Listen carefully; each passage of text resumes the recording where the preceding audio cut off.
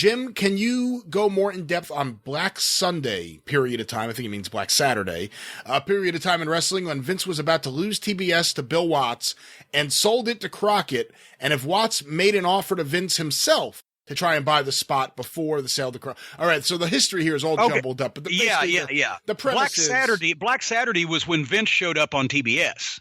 That's when yes. Nobody knew it was coming as far as the fans. And they turn on TBS one afternoon, as they usually did, expecting to see George Championship Wrestling with Gordon Soley. And all of a sudden, here's Vince McMahon and here's the WWF show. And people are like, what the fuck is this? And it was because most people at that time, I would venture to say, that would watch TBS had never seen WWF wrestling, or if they had only seen it on USA Network, which they'd just been on not long, right? Couple years. But it was still more of a Northeastern territory, and the style was so different, and it was tapes from other places instead of in the studio, and most importantly, there was no Gordon Soley. And so the viewers of Georgia Championship Wrestling went, what the fuck is this? Where's our Gordon Soley wrestling? That was Black Saturday. What was it? How long was Vince on? Vince was on from July of 84 until right around WrestleMania, so until April of 85.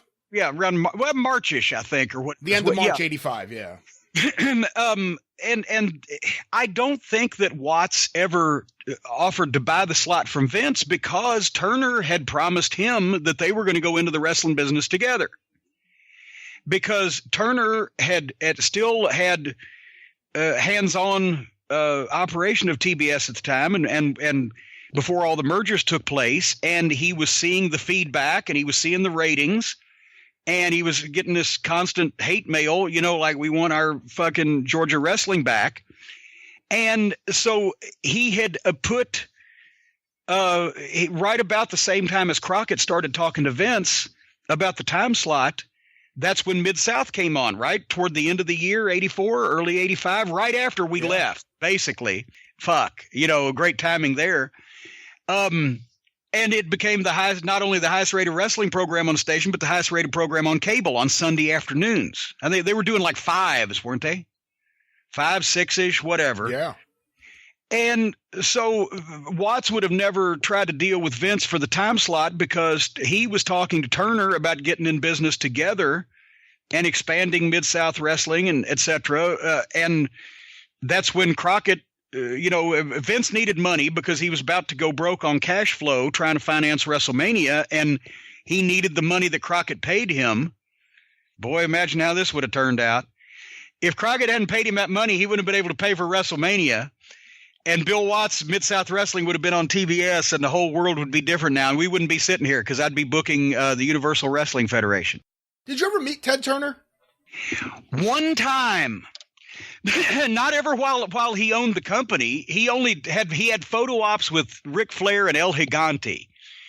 And I think they had a talent meeting after I had already gone. But one time early on, and I'm pretty sure, my God, it was either right when we got there, or it may have even been. No, it wasn't the day. I didn't venture out of the fucking closet that we dressed in the first day I was there in 83 when I did the thing from Georgia. But one of the first days that we were there in 85, I went down to the cafeteria to get something to eat before the taping. And I'm dressed in like the blazer and the colored pants. And I looked like, except for the yachting cap, if I'd have had that, fuck, he'd probably kick me out. But I walk up in the line at the cafeteria and I'm standing behind some guy, and he turns around as he's got his tray, and it's fucking Ted Turner. And I just look, and he says, "Excuse me," and walked right past me. And if I'd have had my yachting cap at that point, he'd have probably kicked me out of the fucking building. He'd like, "What is this, a rib?" No, the exact opposite. He probably would have been your best friend. Wasn't at the time when he was all into sailing? Well, that's what I'm saying. He would probably, who did they get this fucking young clown here to come on and impersonate me on the wrestling show? Oh, okay.